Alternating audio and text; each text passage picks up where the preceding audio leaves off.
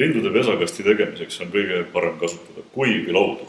Kui kasutada värskeid märgasid laudasid, siis juhtub nii, et üles pandud pesakast lõpuks kuivab ära, lauad võivad lõhki minna ja pesakast laguneb väga kiiresti ära. Pesakasti laudu ja pesakasti ei ole mõistlik ka värvida või neid kuidagi üle lakkida, sest lindudel on tegelikult täiesti ükskõik, mis värvi see pesakast on ja me ka ei tea, mis sellest värvist või lakist või immutusvahendist sinna pesasse sisse imbub ja kas see ikka on ohutu lindudele. Ja kui paksu värvikihiga pesakast üle värvida, siis juhtub hoopis see, et pesakasti ju ikkagi tekib niiskust sisse ja paksu värvikihi alt enam see laud enam ei hinga ja pesakast enam ei kuiva ja hoopis võib see pesakast kiiremini ära mädana.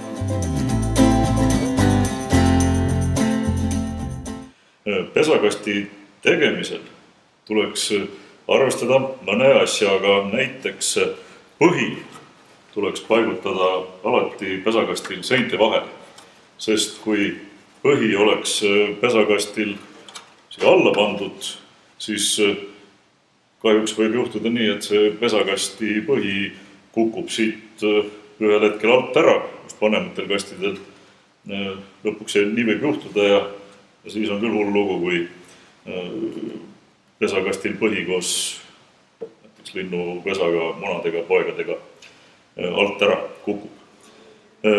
Kindlasti ei soovita panna pesakastile siia ette istumispulka. Seda ei ole lindudel vaja. Võib-olla mõnda lindu isegi see segab, aga ainuke abivahend on see röövloomadele, oravatele ja kassidele, siis nad saavad paremini siia pesakasti ava juurde ja siit siis käpaga linnupoegi välja õngitseda. Nii et ei ole vaja panna pulka pesakastidele. Ja üks asi veel, pesakast peaks käima lahti. Sellepärast, et ikkagi pesakasti tuleks hooldada ja puhastada. Pesakast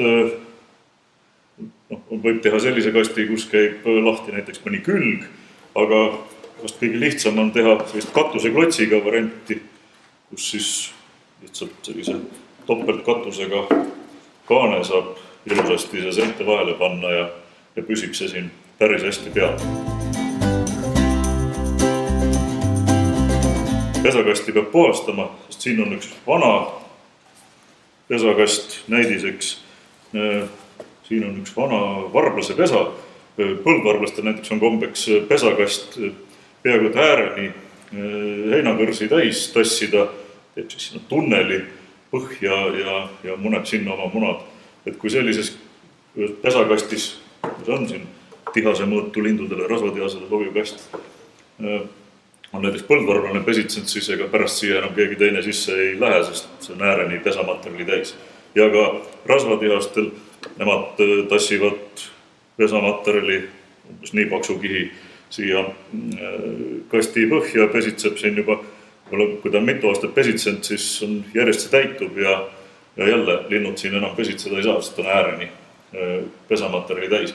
Ja juhtub sedagi, et talvel näiteks öövivad siin sees hiired, nemad võivad pesakasti ääreni puulehti täis tuua ja jälle kevadel ei mahu siia keegi sisse enam elama. Et iga aasta võiks pesakaste puhastada, tark on maha võtta, vaadata üle, kas on kuskil pragusid tekkinud, mõni laud lõhki läinud, siis see välja vahetada ja siis seest vanast pesast täiesti puhtaks teha.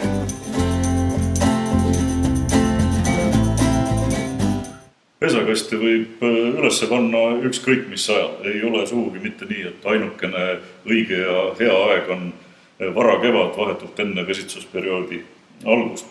Tõesti, mai keskpaigaks on kuldnokkadel juba pojad pesas ja ka tihased toidavad juba oma poegi. Aga näiteks mustkärbsenepp, kes on ka üks tavalisemaid pesakastis pesitsejaid meil, tema alles mai teisel poolel hakkab endale pesakohta otsima. Nii et mais üles pandud pesakasti tõenäoliselt lähebki elama mustkärbsenepp ja pealegi suur hulk Eestis pesitsevaid rasvatihaseid pesitseb suve jooksul 2 korda ja neil oleks kindlasti väga hea meel, kui nad juunikuus uuesti pesitsema asudes leiavad eest ühe uue korraliku pesakasti. Ja muidugi ka talvisel ajal leiavad pesakastid kasutust, näiteks rasvatihasedki käivad pesakastides talvel ööbimas. Pesakaste üles pannes peab muidugi jälgima seda, et need saaks lindude jaoks kõige sobivamasse kohta ja et neid liiga tihedalt üles ei pandaks. Sest näiteks rasvatihastel ja kärbsenäppidel on territooriumid üpriski väikesed ja kui panna kuhugi parki, kus niigi on palju õõnsusi ja sobivaid pesitsuskohti, panna veel peaaegu et iga puu peale uus pesakast üles, siis juhtub nii, et seal hakkab väga tihedalt hästi palju linde koos pesitsema, aga sel ajal, kui pojad kooruvad ja on vaja poegi toitma hakata, siis liiga tihedalt pesitsedes võib juhtuda nii, et nendele ei jätku kõigile poegadele toitu ja üks osa pesitsemisi võib seetõttu ebaõnnestuda. Seetõttu ongi mõistlik pesakaste üles panna mõistlikult, et metsas võiks olla tihasekastidel vahe ikka umbes 50 meetrit ja koduaedagi paned ühte aianurka ja ühe kasti ja teise aianurka teise, siis sellest piisab juba küll. Aga kuldnokakaste, neid võib muidugi panna mitu tükki tihedalt ka kõrvuti, sageli ongi pandud kuhugi maakohta taluhoone otsa seina peale näiteks kohe mitu pesakasti kõrvuti ja kõik on nad ka asustatud. Kuldnokad käivad kaugemal toitu otsimas ja nendel ei teki seda muret, et seal samas kohe pesa läheduses toitu lindudele ei jätkuks. Kui nüüd neid kaste üles panna, siis väiksemaid rasvatihasele, varblasele ja mustkärbsinäpile mõeldud pesakaste ei pea viima kuhugi kõrgele puu otsa. Piisab sellest, kui nad ongi tõesti ainult nii paari meetri kõrgusel. Need väiksemad linnud hea meelega madalamal pesitsevad ja siis on ka endal mugavam neid pesakaste talvel alla võtta, neid puhastada, neid hooldada. Kuldnokakasti võib viia ka natuke kõrgemale puu otsa sellisesse kohta, kust lind pääseb hästi ligi lendama. Liiga tihedasse puuvõrasse kuldnokakaste vast ei olegi kõige parem panna. Kui kastid üles panna, siis peaks ka vaatama, et mis seal vahetus läheduses on. Et keset lagedat välja ei soovita väga pesakasti panna. Tihastele ja kärbsenäppidele meeldib, kui läheduses on mõni teine puu või mõned põõsadki, et kust nad siis saavad järjest läheneda pesale.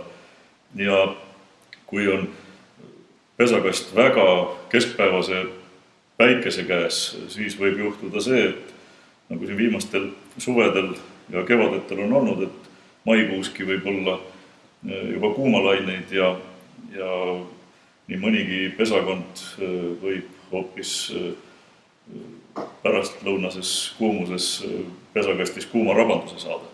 Nii et võiks olla pigem siis pärastlõunase päikese eest natuke varjatumas kohas pesakastid.